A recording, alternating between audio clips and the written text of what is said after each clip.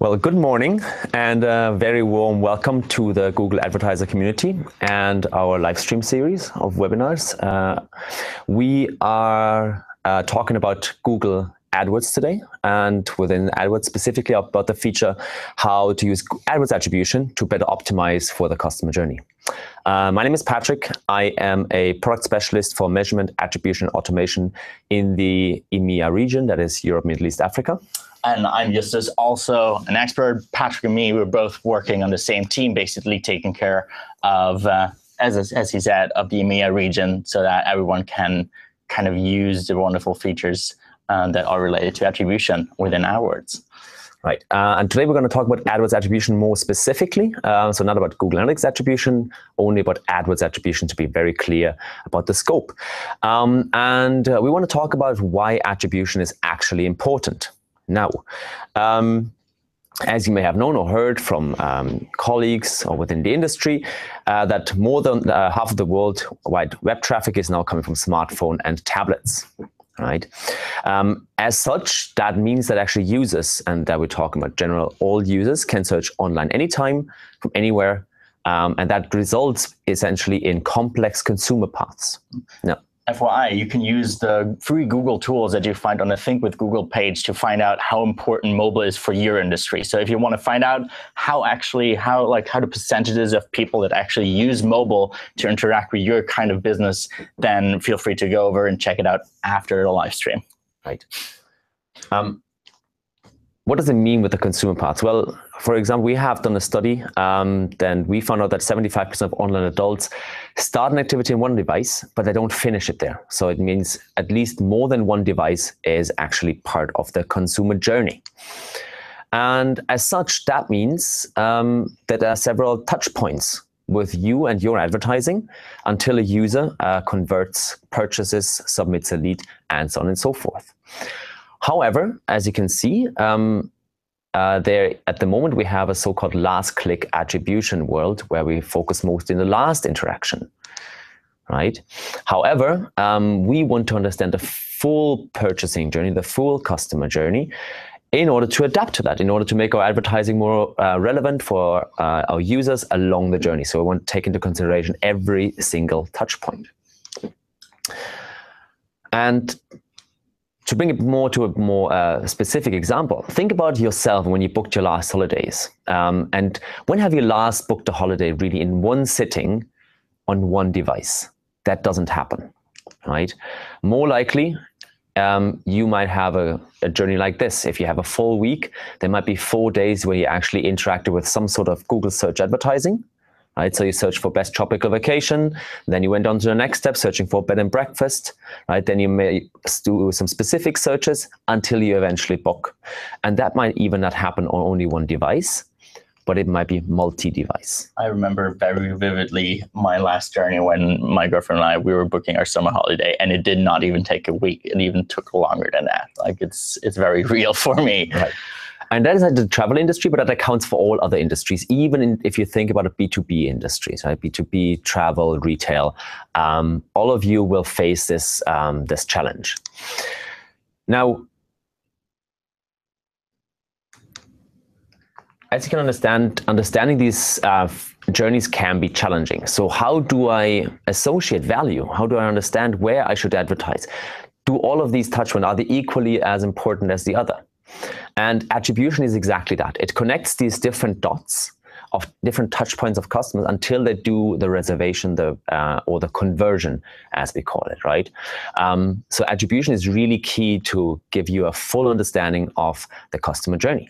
I guess the question is, as an advertiser, if I stick with last click, and we're debating this a lot, what would happen if I stick with the last click thing? Like if I stick with that, what is the consequence of it? Right. And the consequence of that would be that you actually focus only on the last interaction that happens on Friday morning, right? But in fact, we know that without the interaction Sunday beforehand, the whole customer journey wouldn't have happened in the first place. So we can understand that attribution is really important. And when you know how it works, you can actually invest according to these different touch points. Now, we spoke about attribution, but what actually is attribution? Yeah, and I have the honor of walking you through kind of an explanation that gives you a better idea of like what it actually does. And we want to make sure that it's super transparent, that you really can understand what it does, and that you can also like walk your boss, your manager, maybe your agency even through that process and clearly understand, and then also use its advantages, right? Feel free to use the FAQ or the questions section in the live stream, so that if you have questions around this, you can also we have a chance of actually answering your questions after the live stream, all right? So first of all, basically what an attribution model does, it is basically just a set of rules. It just says, hey, it's not like, it's basically what we did with last click. The last click model is also a set of rules. It just says, hey, give all the credit, all the conversion value to the last interaction that happened right before the purchase or the sign up. Right? That's a rule already. And the only thing that we're doing is we basically give people the opportunity to not only give or like put this very simple rule into place, but use rules that are a lot more aligned with what, like how people actually go around the web, right? So how they basically interact with businesses, because we know that since the change to mobile, it's not anymore the case that people use one device and they only like search once after before they actually book something, right? So everything that is basically linked to attribution, or the task of attribution, is bringing what the customer actually does closer to what you see within AdWords. So it gives you a better visual kind of way of seeing how people interact with your ads, right? This is the whole goal of this whole thing, give you a better set of data. And basically what we always want to find out and what we want to get closest to is that we understand, hey, that search little palm tree B&B that happened on mobile, that was actually the one that made people sign up or that made people book the reservation, right? And if we can understand that this search, which was not the last one and it was not the one on a desktop, that was the one that actually kind of pulled the lever when people were deciding, hey, this is what I want to do, then you can understand basically that this interaction is the most important one. And you can like adjust your investment. So you're not investing into the last click one anymore, but you can actually invest your money where it actually makes the biggest difference. So resource allocation and investing your money where it has the biggest impact, right? Where the ROI is the highest.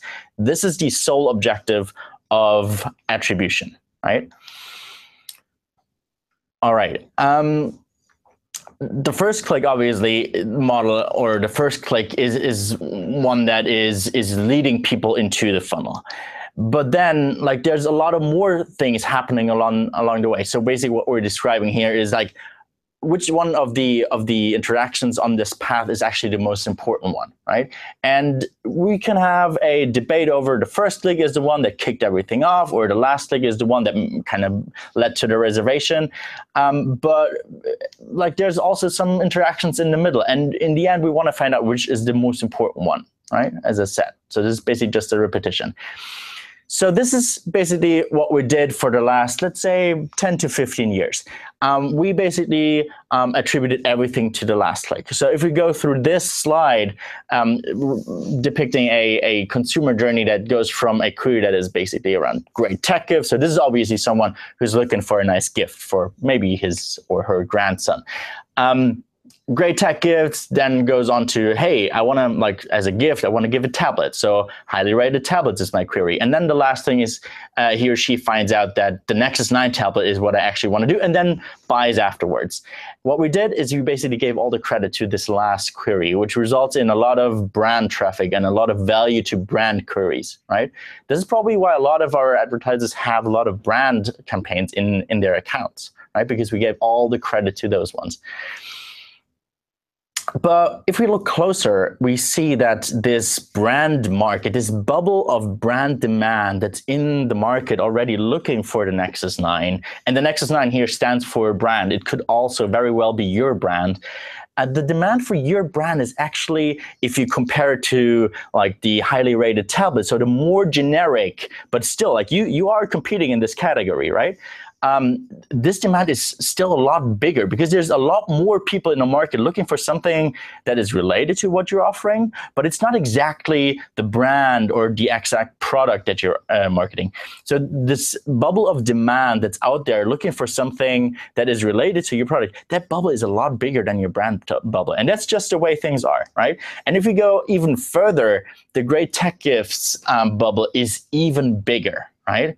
And you can still compete in this market. So by only focusing on the last click, what happens is that you lose out on a lot of opportunities to show for queries that are related to your product.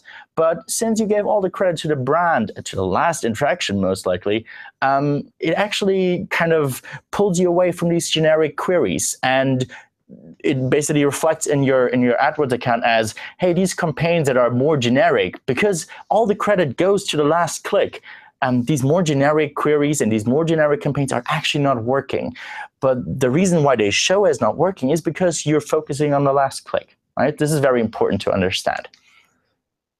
So just to understand, so in this case, what we did was in these 3 queries, we focused only on the last one. So it might have been that we paused or deleted even the previous keywords. Exactly. In most cases, we actually find that these upper funnel campaigns were tried out because we have a feeling that they actually might be worth something. Or you would look into Google Trends, for example, finding out that there's a ton of people looking for, like, to stay in this picture, great tech gifts. But you were trying them out, and you saw that all the conversions still pile up after the last click campaign, the brand campaign, right? So you tried them because you have a hunch and you know that this is what people are looking for, but the credit in the end goes to the last click. And this is basically the issue that we want to eliminate with switching to a non-last click model, a model that is not solely giving all the credit to the last click, but aligning more nicely with people, like with how people actually interact with queries, right? And one of the models, and this is basically a comparison to the last click, one of the models you could choose from is, for example, the position-based model, where we still give a lot of credit to the last one, but we also give a lot of credit to the first interaction, assuming that, hey, bringing people into that purchasing funnel is actually a very valuable thing for you, right? Making use of this really big non-branded demand bubble is something that will, in the end, get you more impressions. It will give you more clicks. It will give you more traffic on your brand keywords even, right? So this is very useful for you. All right, this is a very nice overview of all the models we have available already in AdWords Attribution. Let's walk through them and walk through which is actually the one that is most like the best one for your business. So as we said, every one click or like one touch model, which the first click and the last click model are, is kind of outdated because it's not anymore reflecting reality. People are switching between devices, they're switching between campaigns, and just giving credit to one device or one query is just not state of the art anymore. I think we can agree to that. So that means the default model at the moment is last click, right? But exactly. First click would be equally as bad. Exactly. It's just like I think on average people are interacting with brands 5 times. So we have 5 interactions with your ad creatives. And I know that for some of you this might not be the case. For some of you it might be less or it might be more, but on average we have 5 interactions. And if you look only after one of these 5 interactions, we would basically just be like, hey, we have 100% of data available, but we're only making use of 20%. And who would make an investment decision? Because you are putting money into this, right? Who is going to make an investment decision based on only 20% of the available data set? That's just nothing everyone would actually do. Like if you would invest like into a money investment, you would not make this decision based on 20% of the available data. You want to have as much data as possible. So this is why this one-touch model is not state of the art anymore. So the next question is basically, which model should I choose? Probably, right? Let's go through them and explain them really quickly what they actually do. So the time decay model gives a lot of the credit to the last kind of interactions. We'll go into depth into like when to choose it later on, no worries. So this is basically just for like the last kind of interactions where we pile everything up. It's not focusing on the first interaction so much. The linear model is a very simplistic model. It's probably the simplest model that we have, where if you have 5 interactions, each of these 5 interactions get 20% of the credit, so every interaction gets the same credit. Very, very basic, simple model. And we'll talk about if it's actually a good model or not later on. The position-based model is the one I just showed you. It gives a lot of credit to the first interaction because that's the interaction that brought people into the funnel, and then also to the interaction which is basically then getting people to actually do something, to purchase, to sign up. And then it spreads the rest of the credit in the middle, like when people basically still interact with your campaigns. And then we have a very special one. It's actually the one that's closest to our hearts. And it's probably not false to say that it's the best available model to date. It's probably the best model you can ever get, which is the data-driven model. And we'll explain a little bit in short time how it actually works, because it's not a black box at all. It's actually very simple once you understand how it works. And we'll get into that. But this is the overview of what's available right now. The takeaway from this slide is please, please, please don't use a one-touch model anymore. I think that's what we want to get out of this slide. So how to actually do the change, right? Should we go into the AdWords account right now and just show how it works? Let's actually do that. So we have an AdWords account prepared here. So we're going to skip out of the regular slides. So you may be familiar with this overview. This is the new AdWords experience, right?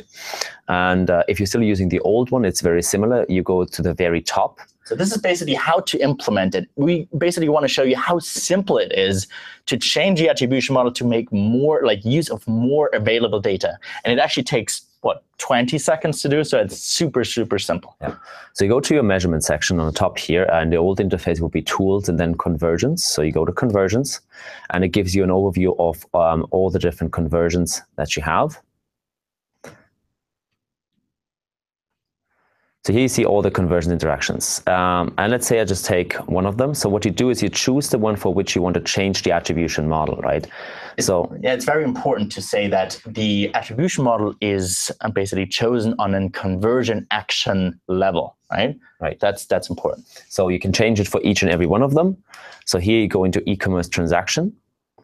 And you see here, down here, it says attribution model still on last click. And that's something that we don't want to do. That's right? what we want to change. So we just simply go to edit settings and select a different model.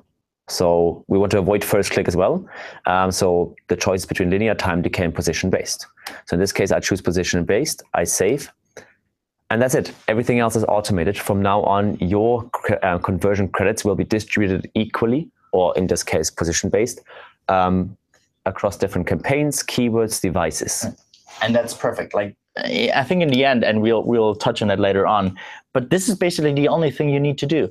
If you're optimizing your campaigns based on this data, you'll just get better results just because of that. This is probably the simplest way to optimize your account, because you're now making use of more data. And if you're using automated campaigns and automated bidding, it also gets more data, which is fantastic, to be honest, right? So basically, what we want you to do is do these 3 steps. Select the best model for your business, and we'll go into what this best model actually is. Then change the model in AdWords. We just showed you how that works. It's very, very simple. And then to rethink your timeline for analysis, and we'll also lose a few words over that. All right, so let's get into it. The best model, and this is basically the simple decision tree on how to choose your attribution model. And we get asked that all the time. This is probably the most prominent question we get across all sizes of advertisers, right? And we'll give you the quick tour on how to decide which is the best model for you. So if you don't know what to choose, and you go into this section where you see all the available attribution models, and you see data-driven in there, you can blindly just choose it. Data-driven is if it's available, and the minimum requirement is depicted down there at the bottom. If it's in there, please choose it, because it is the best model, and we'll explain a little bit how it works later on. it is definitely the best choice that you have. Right? If you don't have it available because you have lesser data, like you're a little bit smaller, you don't have the click volume, or you don't have the conversion volume, we have 3 models that you can choose from. Right? As we said, last click, first click, please don't. Right? And we'll go into which one of these to choose if you don't have data-driven available right now. What we recommend is to choose between one of these two. Choose either time decay or choose position-based, right? And how do I actually choose which?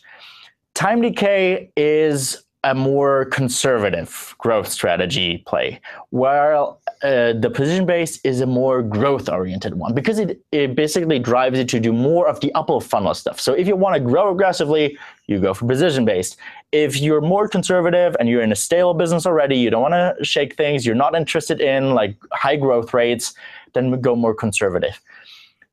If you're new to the market, think of a startup, for example, go for position-based. If you're a market leader already, which basically relies to the conservative growth strategy, then go for time decay. If you have a low investment product, time decay. If you have a high investment product, position-based. So we're giving you here kind of keywords that help you decide which model to take, right? This is basically it. Yeah, but this is like, what if I'm a market leader, but I'm still growth oriented? To be honest, just make sure that your growth strategy, your business strategy is aligned with what you want to achieve. So even if I'm, let's say, you have a low investment product, and I am the market leader, but I am invested in growth, I should still choose the position-based model. I think so, yeah. Yeah. I think that's what I want to do, right? I think in the end, it basically comes down to, do I want to make more use of the upper funnel demand? If I want to do that, if I want to grow, then go for position-based. I think it's safe to say that when in doubt, choose position-based, okay, right? If data-driven is not available. So it's first priority data-driven and second priority probably position-based, and in some cases you can still go for time decay. Linear, to be honest, we were debating highly over that, but I think the attribution model needs to align with the business strategy, and that is either a more conservative or a more growth-oriented strategy that leans either into this side or into that side. Linear is doing neither of that. It's kind of the middle ground. It's not going to incentivize either growth or like a more stable growth strategy. So we would ask you to go for either time decay or position-based if data-driven is not available, right? So that's the takeaway here. This is showing you the older AdWords interface and how to change it. Patrick just showed you how it looks like in the new AdWords experience. Here you can even see an account where data-driven is available, right? But this is how it works. It takes you 20 seconds. And as I said, choose data-driven if it's there. I'm reiterating this because it's so important. Data-driven is the best one you can get. And if not, either time decay or position-based. All right. The third step is rethinking your timeline for analysis. It's extremely important to understand that AdWords counts the day of the click on the ad and not the actual conversion. This is what's getting measured within analytics. Analytics is when people actually push the button to purchase, and AdWords measures when people actually clicked on the ad that led to the conversion. So with the new models, since the last click and the purchase are usually very close to each other, it's usually within a day. But if we start measuring across the whole consumer journey, what happens is that that timeline actually aligns better with what's actually happening, right? So what we would see is that people make use of a longer time range. They do reporting not on a daily basis or a weekly basis, but they actually wait quite a while until they actually report on data, because data is actually refreshing in the backend. So for example, if you have a consumer journey that takes a week, then even after a week, the data in the backend actually changes, and the number of conversions coming in change after a week's time. So please keep in mind that your time lag, and this is a very handy report actually that you can find under tools and then attribution, and then the path length and the time lag report are in the path reports. This time lag is a number that needs to be taken into consideration. So please keep in mind that the paths have always been long. The last click model actually kind of only showed us the time until people actually converted from the last click. Now with the non-last click models, we align better with how consumers actually buy from you, which will result in that time frame getting longer. So please don't go ahead and do AdWords reporting within the same day or within the same week even. Make sure you check the time lag report before basically adjusting that feedback loop, right? All right. Another very important step, and this is basically showing what's happening. This is basically that backdating that I was just talking about. We were used to see these really big spikes on a single day because we are only looking at the last interaction. Now, since we also take these prior interactions into account, some of the conversions will get broken off. They will actually go back in time and will be attributed to clicks that happened, for example, a few days before. Remember that example with like how to book a holiday? Each of these interactions, according to the model that you chose, will get a fraction of the conversion value.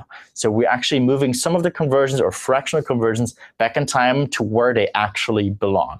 Right. So the point here is that if you see a drop in conversions the day you change the attribution model, that is normal. It is absolutely fine. Nothing has changed. It just means that part of that conversions will go back in time, will be associated with days before. And as time goes by, your daily conversion for that day will actually fill up again as future parts of conversions come in. Absolutely. Funny example, I had a conversation with a client the other day where he was used to like monitor his AdWords account on a daily basis, and he was used to seeing 200 conversions on a last click model, and then he saw only 4 on like when he moved beyond the last click, he actually moved to data driven. And then he was like, yeah, what's broken? And we had a conversation, and then we basically just looked out over a bigger time frame, and then everything was fine again, because just his time until people, or like it took a lot of time until people actually converted for his business, and they had a lot of interactions going on. And since we can now actually show how these interactions happen and how long the time frame actually is, because we align better with how consumers actually interact with your ads, it gave him a better picture, and now he actually knows where to invest his money better than before, right? Resulting in actually more conversions for him. All right, let's go on. Another very interesting and very important thing to note is that this is not gonna mess up your reporting at all, right? If you're concerned with like changing the attribution model and you ask yourself, hey, is this gonna basically take away conversions or bring new conversions in? Is it gonna mess up my CPA? No, it won't. The only thing that will happen is that some campaigns will get plugged off some conversions, but they will get plugged into some other campaigns. So on an account level, the CPA will stay perfectly the same. It's just that the conversions or the clicks get, or the conversions in the end, get attributed to the campaigns where they really belong to, right? But on an account level, it's gonna stay exactly the same. That's very important to know, because some people ask themselves, hey, is it gonna change? I think the only thing that's important to note as well is like if you have a manager account, an MCC account, then it could be, and you have certain child accounts for example, shopping and search, then the conversions might actually wander between these two accounts, but then on a manager account level, it stays the same again, right? But the takeaway from the slide is changing the attribution model does not mess up your reporting at all, right? It just gives you better data. All right, now I'll hand it over to you. Now, let's say you have changed the attribution model, right? And you waited a bit of time until the conversion levels were level again. So what are the next steps to do? Well, conversions won't give you more, attribution won't give you more conversions. It won't give you more revenue, right? But you can use the insights from these new attribution models to make the right decisions for your account. So, for example, you can then attribute more correctly towards mobile. So chances are that under a last click attribution model, your mobile campaigns, your mobile advertising has been undervalued. Why? Because mobile is more in the beginning of the journey rather than at the end. And similarly, the change from branded terms to generic terms. So generic search terms as great tech gifts might be undervalued under a last click model. So now with the new attribution models, you'll be able to actually correct that undervaluation. Yeah. Think of all the times you stood at a bus stop, just like waiting on your phone, looking for what to give to your boyfriend or girlfriend, or to your spouse, or to your significant other. It's like all these interactions that are meaningful that now get all the credit. That's important, right? So it basically means you can actually now invest more into mobile devices, depending on how the attribution model will credit for it. Right? So do you see more conversions with mobile devices? Great. In this case, you can actually increase your bidding or adjust your bidding accordingly.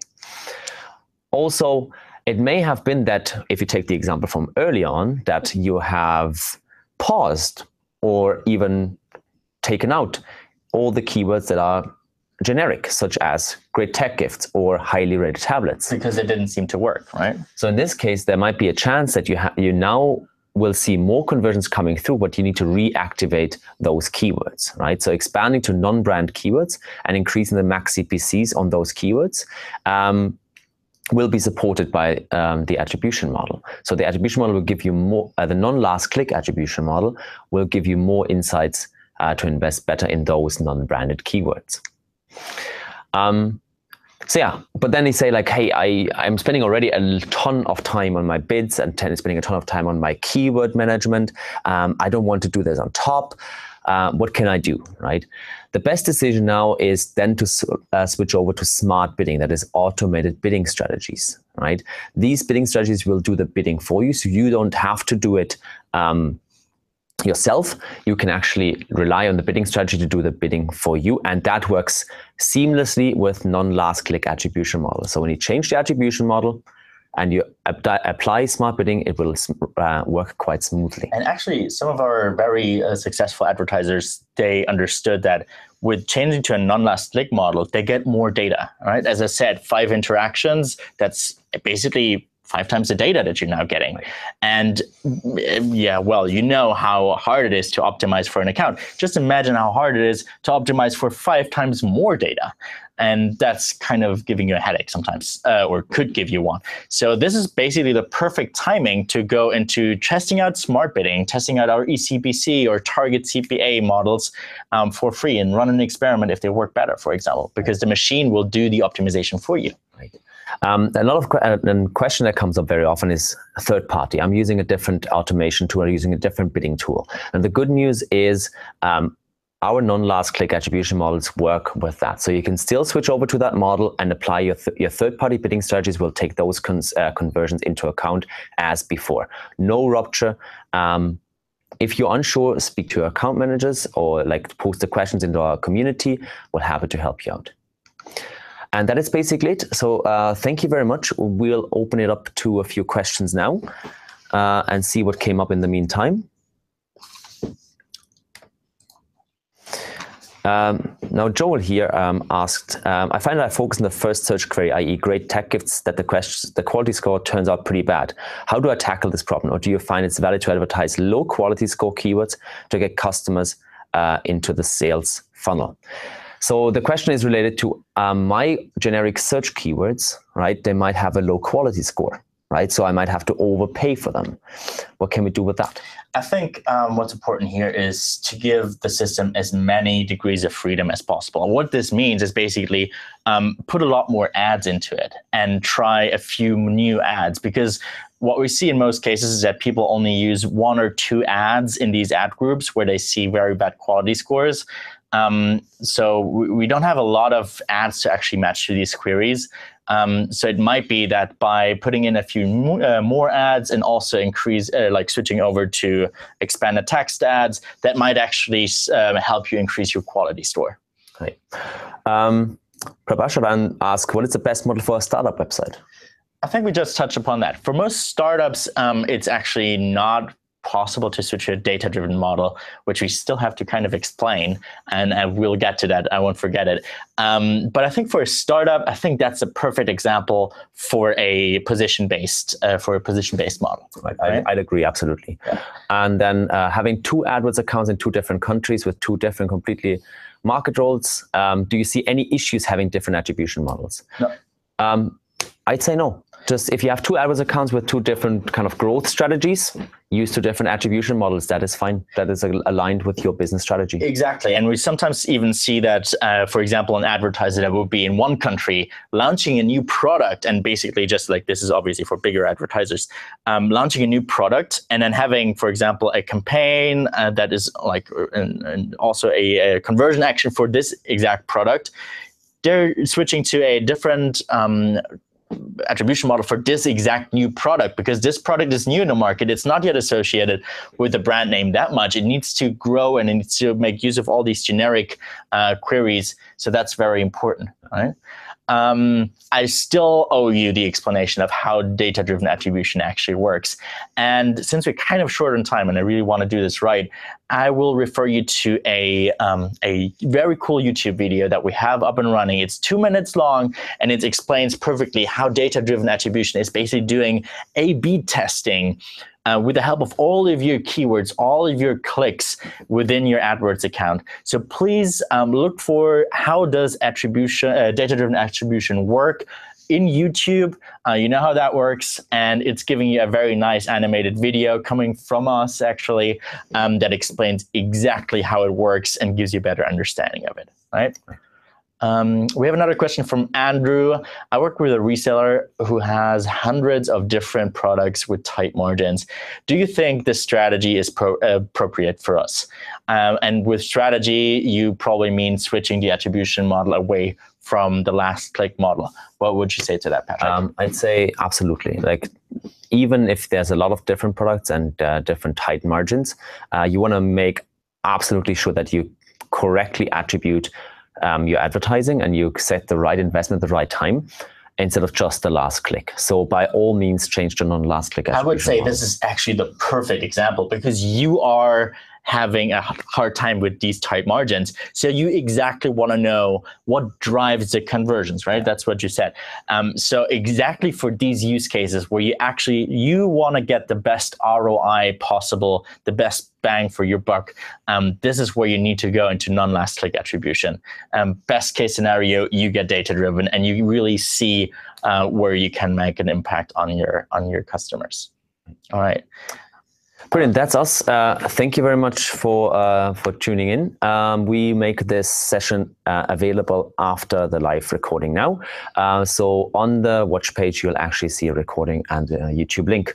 And maybe we'll stick around on the advertiser community page to maybe even answer a few more questions afterwards. Happy discussion later on. I think we have a few very knowledgeable people on there already answering your questions. Lovely to talk to you guys. See ya. See ya.